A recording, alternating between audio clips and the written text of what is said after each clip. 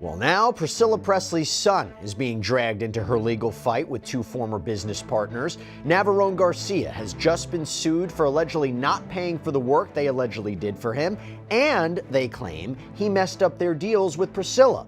There are more allegations that we need to break down right now.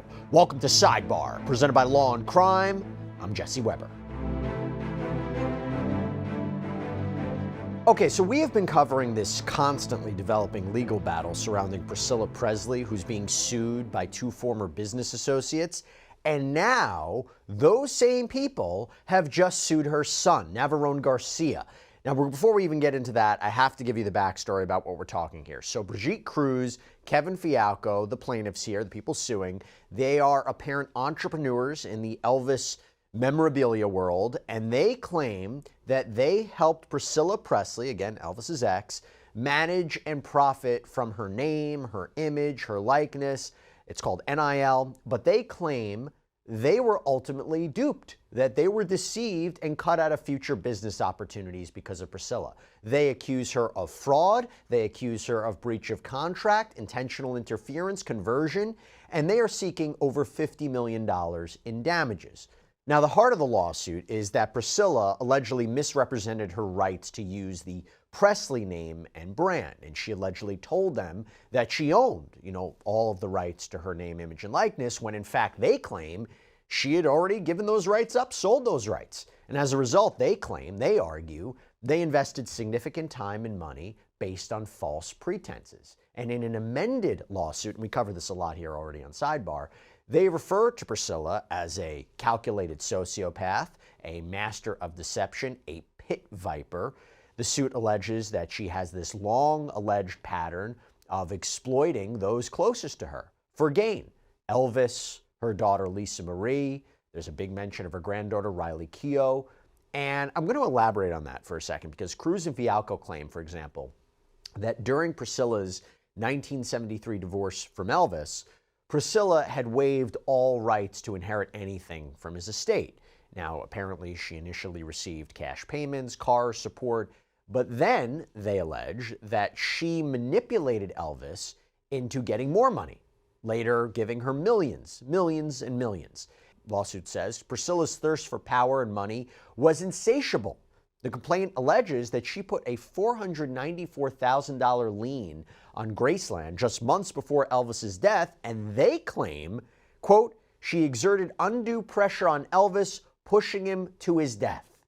Yeah, that's the allegation. Oh, and by the way, when it comes to Lisa Marie Presley, the lawsuit, I mean, this is pretty strong too. They say she played a role in her own daughter's death.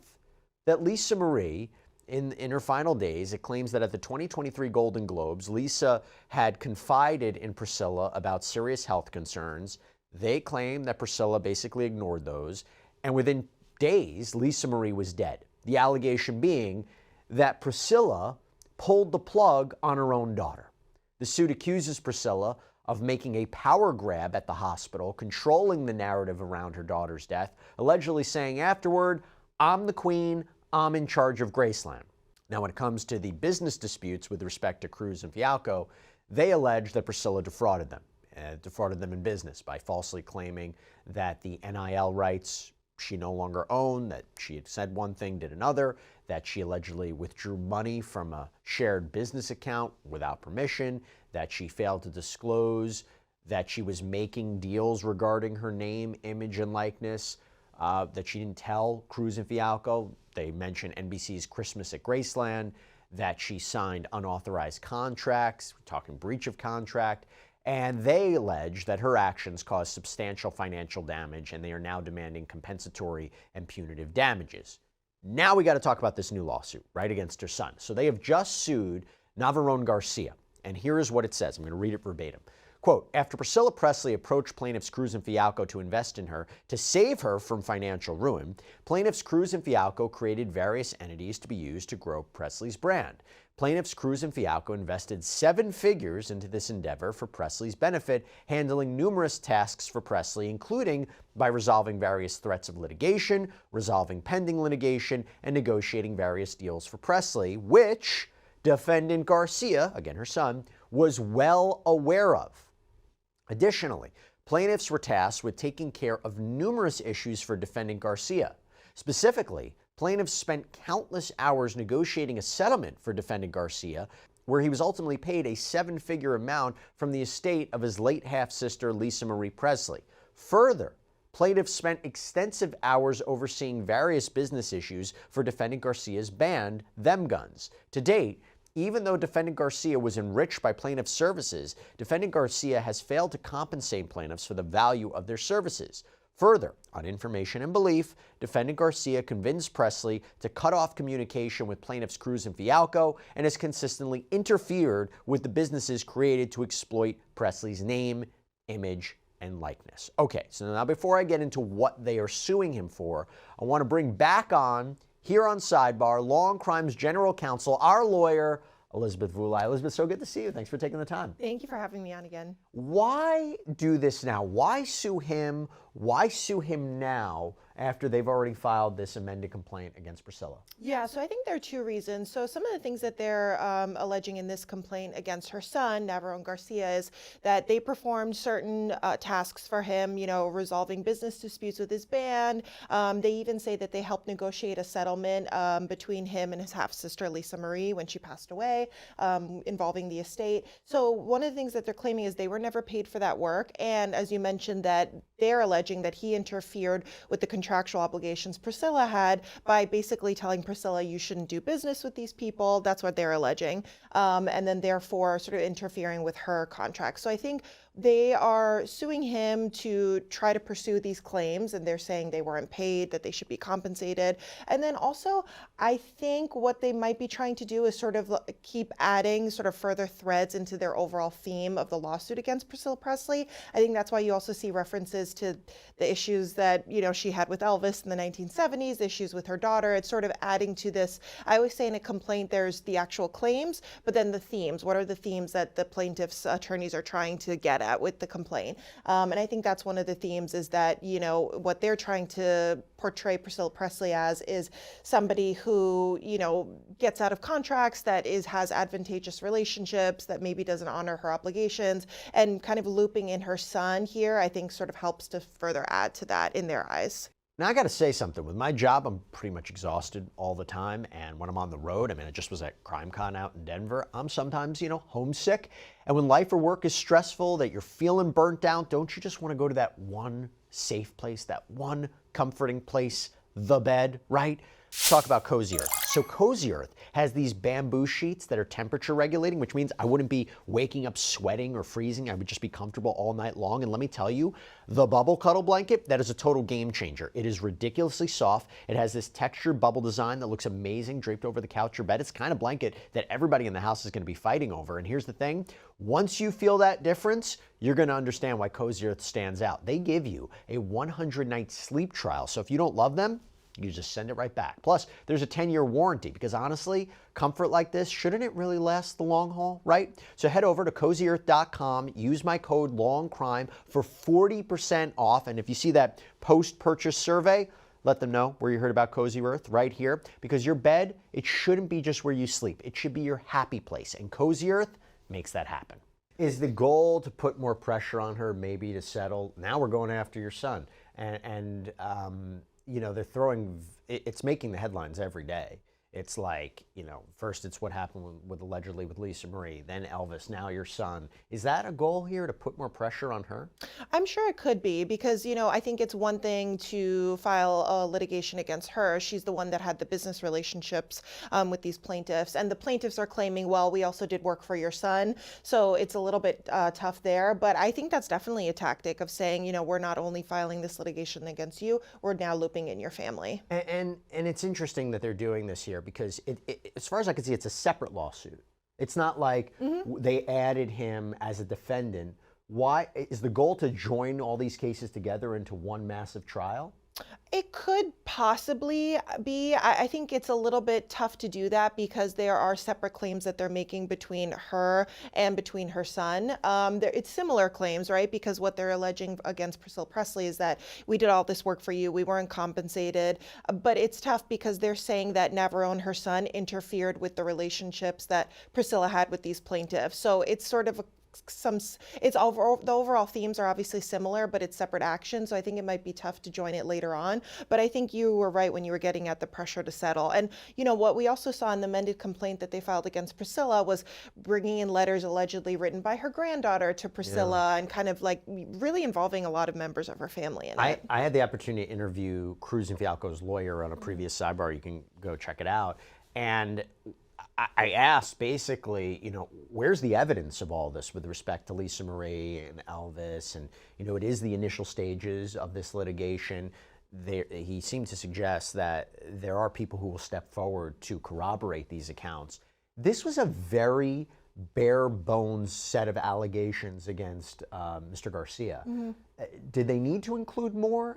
I still didn't get a sense of what exactly that relationship was like, what the services they provided, what his understanding. How do they know, for example, that he interfered with his mom's business dealings? I mean, they didn't present text messages. They're saying upon information and belief, right, as the litigation moves forward. But how?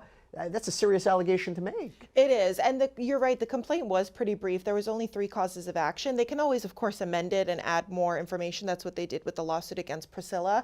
In a complaint, it's the plaintiff sort of had to have that advantage in that they don't necessarily have to provide evidence of every single cause of action. That's what the rest of the litigation is for. And judges always say, you have to abide by sort of the 4 corners of the complaint. But it was very bare bones. You're correct. And the issue, one of the claims that they make is interference with contractual relations. So how can they prove? One of the things they have to prove is that he knew about all of these contracts that Priscilla Presley had with these plaintiffs. He intended to interfere. And where's the proof in it? Is it just phone calls? But obviously, we always say the more written proof, the better. Emails, texts, things like that. So maybe they might have it later. I want to go through those causes of action. Before I do, though, the fact that they have sued him now, do you think this is also a fight in the public? The more it gets media attention, the more now they're accusing her son and Priscilla. Is that a tactic too? Again, maybe goes back to the idea of trying to settle this, but is that a tactic too? Right, it could be. And that's one of the things that was in the amended complaint was they had mentioned Elvis and, they're insinuating she put so much pressure on Elvis that partially even contributed to his death. That I was really surprised to hear about because that was, almost 50 years ago. And what does that really have to do with this claim right now? But I think adding in those details about Elvis, about Lisa Marie, and now involving her son, I think it's putting more pressure. And then it also doesn't paint a flattering light. Whether the allegations are true or not, we don't know. But I think it's putting the pressure on in the public eye. And I'm sure anyone in her position would want to correct the narrative if they feel that that's incorrect, which is also, funnily enough, we received news that she's going to be coming out with a memoir. And in the excerpt that was shared today, she had talked about when Lisa Marie Presley was admitted to the hospital. So it's almost sort of seeing, there's lots of reasons why people put out memoirs, but, possible wanting to correct the narrative maybe. I think that's definitely a part of it. And just for our audience to be clear, in a civil lawsuit, couldn't they call Priscilla and Navarone as witnesses and grill them about all this? Correct, yes. So in a criminal trial, you have the right to, even if the charges are being filed against you, to not testify. Civil trial, you can't really get out of that. So if it does end up going that further and it doesn't get dismissed or go through summary judgment, they could absolutely do that. I want to go through some of the causes of action here in Garcia's count. So the first one is called common count goods and services rendered. And basically the allegation from Cruz and Fialco is that Garcia owed them money for services that they performed for him, that he requested, negotiating a complex settlement related to Lisa Marie, the estate, managing the business affairs for his band, and they claim they did the work as he wanted, but they haven't been paid, they haven't been compensated for the reasonable value of their services. This is an interesting cause of action. It's kind of general, right? What exactly are we talking about here? Yeah, it's really phrased in sort of an interesting way. I've seen that a lot in New York, but really the way that it's phrased in New York is basically unpaid wages, that you did all this work, you weren't compensated for it. I really wonder, if they had any sort of contract with her son. I'm guessing probably not, because they probably would have included breach of contract in the actions Right? so Yeah. far. So it's an oral So contract, like an it understanding? might be an oral contract. It might be sort of an informal relationship of, oh, we're doing all this work for your mother. We can help you out. And they claim we resolved business disputes with his band, that they even negotiated a settlement with the estate of Lisa Marie for him, which I was really surprised by. So it's phrased a little bit interestingly, but I think it might be because they might not have had a formal working relationship. Couldn't he just come back and say, you were doing work for my mom. If she said, hey, take care of something for my son, why am I on the hook for this? Right, yeah. Right? And also Priscilla Presley, they're saying that they had over, 20 written agreements with her. So we don't know what was in those agreements yet. It could be, maybe that they had an obligation to perform certain duties for her son and they would be compensated in a different way for that. Or, that was one of the thoughts I had, because when I read the complaint, I'm like, oh, they didn't include breach of contract yet. I wonder why. So I think that might be why. They didn't. What they also included was his alleged, like you said, interference with Priscilla's contract. So there's the second claim is intentional interference with contractual relations. And Cruz and Fialco, they allege that Garcia intentionally interfered with their contractual relationship with his mom, Priscilla Presley, who they say was bound by these agreements to fulfill certain obligations. And they claim that Garcia knew about these agreements, allegedly persuaded Priscilla to break these agreements, to break ties with them, and this caused breach of those obligations. And as a result, they claim they suffered financial harm, that Priscilla continued to profit from her name, image, and likeness without paying them. They allege that Garcia acted willfully, maliciously. They are seeking punitive damages. We'll talk a little bit more about damages, but first of all, how are they going to suggest that? How are they going to prove that? Text messages, getting him on the stand. How can they say he's the cause for breaking up the relationship? And by the way, if he had a good reason, he's like, I don't trust these two. Is that a defense? Right. So the first part is, how can they prove that? And then one of the things that they have to prove is that, again, he knew about all of these contractual obligations and he intended to interfere with them. So that's always tough to prove. Obviously, the more written proof you have, text message, emails, documents, communications possibly between Priscilla and her son, where he's saying, you've got to try to get out of these deals. It's tough, though, because we don't know how much knowledge does her son have about, the extent of his mother's business dealings. Did he know that they had written agreements in place or not? So I think that's going to be a big burden. Obviously getting him to testify to that is going to be hard, because he's probably going to say the opposite. So I think written communication and documents are going to be really, really key here.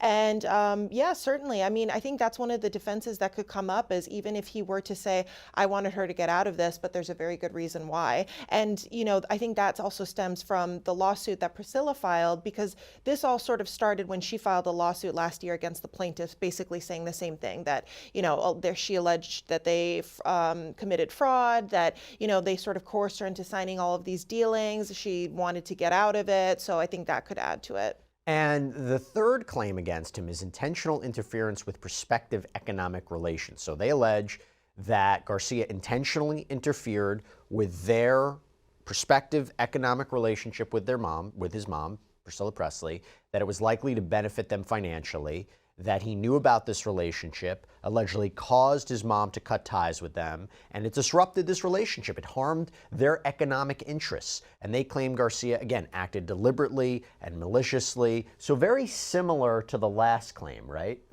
Very similar, right. So the first part of it is that they're alleging like they weren't compensated for all these acts that they had included.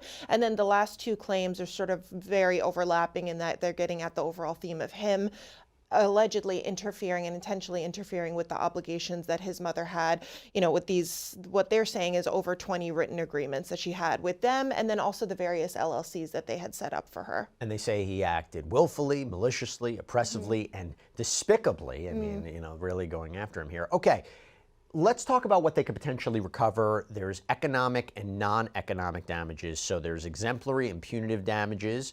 There are reasonable attorney's fees pursuant to California law, costs and expenses of the suit, prejudgment interest at the maximum legal rate, and other and further relief as the court may deem just and proper. What are we talking about here? Yeah, so there's the aspect of monetary damages, right? So all the things that they say they're entitled to in terms of financial compensation. So the unpaid wages, damages, compensatory damages and financial damages are awarded sort of as a deterrent. So, alleged defendants who are found liable for wrongdoing are deterred from doing this again. So that's where all the damages that are intended to compensate them for the harm that they say or loss that they say they incurred, and sort of almost like punitive damages as well of the court, again, trying to deter defendants from acting this way. But then you also have what's called injunctive relief. So it's basically, if the court were to find that it's proper to provide injunctive relief, meaning, stopping defendants from committing certain actions again, maybe barring the two parties from having business deals with each other, barring them from even speaking with one another, any sort of relief that's non-monetary. I don't know what that would be because you don't really see injunctive relief in these kinds of cases, but we'll have to wait and see. What do you think is going to happen next? What it may likely happen next? So I definitely think that Priscilla Presley and her legal team, her attorney has spoken out about this and called it despicable and just, because there's a lot of really heavy, intense allegations in the amended complaint specifically where they loop in all the family members of the Presley family. So I think she's definitely going to move forward either with a motion to dismiss likely, and if that doesn't go through, probably a motion for summary judgment. And explain that that's just a way to try to get the case thrown out. Sure, right. So a motion to dismiss is a defendant is able to file that pretty much out of the gate, just trying to get the case tossed as opposed to filing an answer and moving further in litigation. Later on, once discovery happens, so once the parties exchange documents, once people have been deposed, then the parties have a chance to file a motion for summary judgment. And what that's basically saying is the case should be thrown out because, all this evidence is presented. We don't need to go to trial. There's nothing for a jury to decide. Right, even if you take everything as true, there's no claim here. Right, and I think she's going to probably pursue that, one, to obviously try to get rid of the case, but then two, this isn't something that probably she or any members of the Presley family want to play out in public. They don't want videotape depositions, more evidence coming out, anything, evidence either way, right? So I think a lot of people in the public eye that are sued want to be able to have this resolved without going to trial, obviously to save costs and things like that, but also the publicity aspect of it as well. Yeah. All right. We'll see what happens next. I know you've been following it. As soon as we talked that we were going to cover this, I can't tell if it was our team or you were like, I want to talk about this, but I'm so happy to have you on. It's interesting. My mom is a very big Elvis fan, so we grew up listening to his music and everything, so I'm excited to be here. I know. It is disturbing to see these allegations and see what's happening, but it's another big civil case that is making its way in the media, and we're so happy to have Elizabeth on. And thank you so fan much. favorite. Everybody loves hearing from you. So thank you so much. You. Good seeing you. And that is all we have for you right now here on Sidebar. Everybody, thank you so much for joining us. And as always, please subscribe on YouTube, Apple Podcasts, Spotify, wherever you should get your podcasts. You can follow me on Instagram or X. I'm Jesse Weber. I'll see you next time.